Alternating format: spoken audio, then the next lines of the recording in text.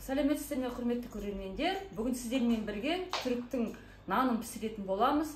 Духовкасыз, пешсіз, жай оңай тез жасалатын түрін көрсетемін сіздерге. Ал ендеше кеттік.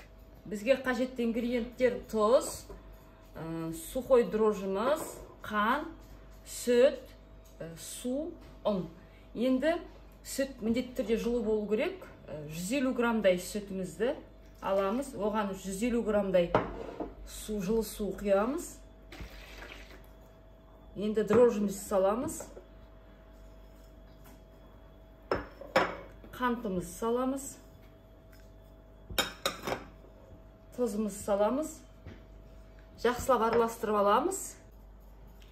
Тұз, қант, дрожжымыз бір шай қасықтан салдық. Енді соны жақсылап араластырамыз. Араластырып алдық. Енді осы ұнды қанша сорады, сонша ұн саламыз. Ұнды ситадан өткіздік. Бисмилла.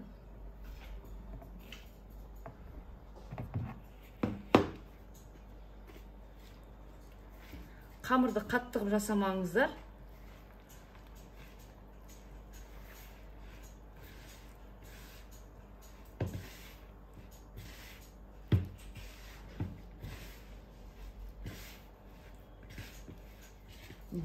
Қамырымыз дайын болып қалды. Осыны енді бір жарты сағатқа жылы жерге көтертеміз. Қамырымыз дайын болды.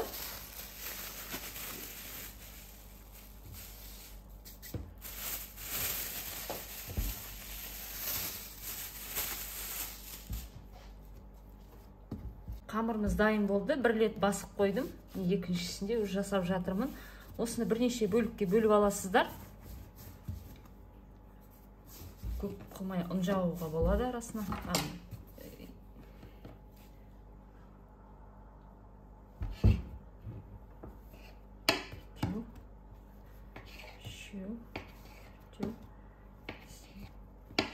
Алты бөлікке бөліп аламыз. Осыны дөңгелетіп.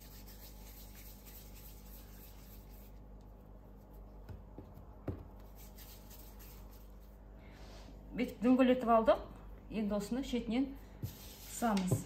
Қалған бетін жауып қойып, кеуіп қалмасын.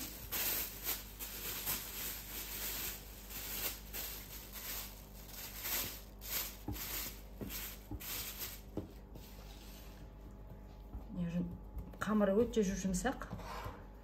Әдемі, жақсы көтерілген екен.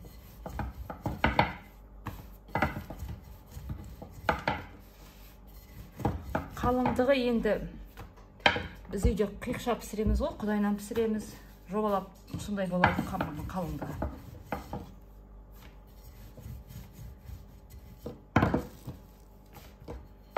Осылай. Осылай қылып бәрін дөңгелетіп шығамыз, жайып шығамыз.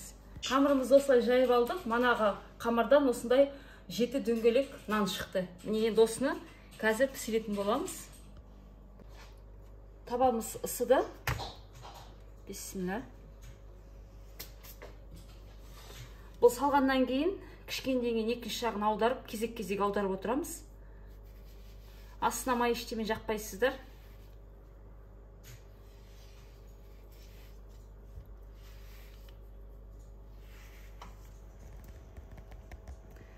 Табамыз кішкене ысығаннан кейін барып салыңыздар.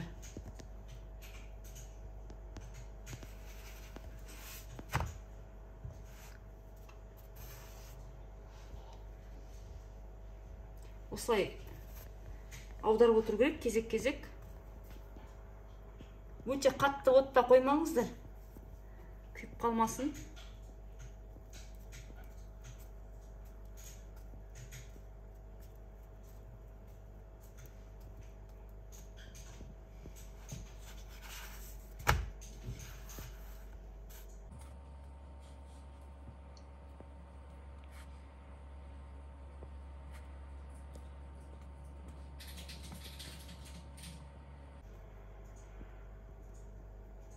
Осылай бетіне осылай нелер шығу керек негізі.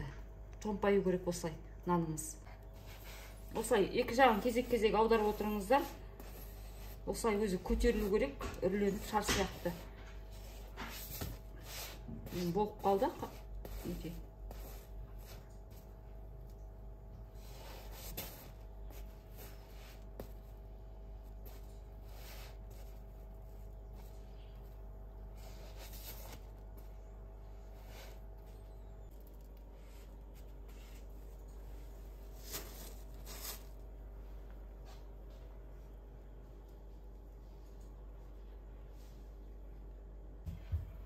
Мынау үстінің томпайып піскені шар секілді болып, ол астының да үстінің да піскен деген белгісі.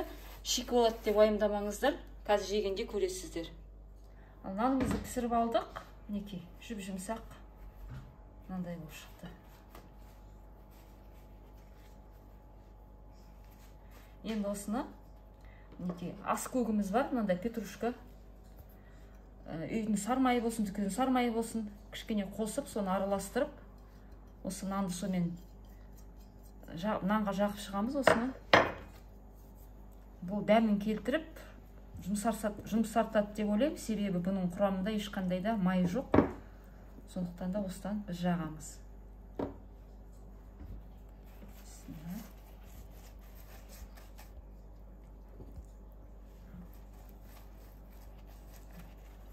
Есі де жақсы болады, жұмсақ болуына да.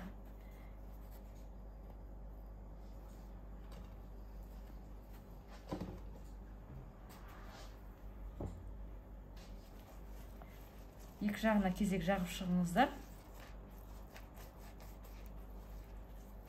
Өстіп. Иісі өте керемет. Өстіп бүкіл нанның бәріне жағып, алдымен артына жағып шығыңыздар. Барлықтарыңызға сәлем. Бүгін біздермен бірге маманың жасаған турецкий нанын жейтін боламыз. Ал енді дәмін көргім келсе, мен саған етіп кесіп берейін. Өте жұмсақ, былқ-былқ етіп тұр. Арасы қуыс екен, міне, арасы қуыс. Арасын арнай. Не істеуге болады? Картоп, сондай піскен қуырдақ салса күшті болады. Салатта салуға болады, піскен. Қандай сүйікті тағамдарыңыз бар, піскен, соны салып жеуге болады екен, енді дәмін көре ғой. Былай ұстады. Міне шөптен алып қойдық. Жұп-жұмсақ.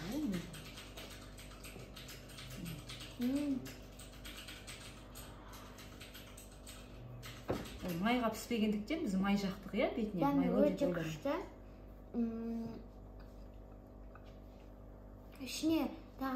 Ішіне тамақтар салса, немесе қуырдақ салса, фаршпен де пісірілсе күшті болады. Қалтайы, ішіне салуға да былай да жеуге болады, орап-орап мысалы. Дәмі өте күшті. Жасап көріңіздер, маған ұнады. Сіздерге де ұнайды деген ойдамын. Сау болыңыздар. Ал мінекей, бүгін сіздермен жасаған духовкасыз, майсыз, көп затты қажет етпейтін түрік нанын пісірдік. Өте керемет. Арасы көтеріліп, воздушный болып шығады. Піскен кезінде арасына бір тағамда салып жеулеріңізге болады. Мысалы, салат болады ма, осылай жасап көріңіздер. Өте дәмді, өте керемет. Лайк басып кетіңіздер, подписка жасаңыздар. Қош, сау болыңыздар.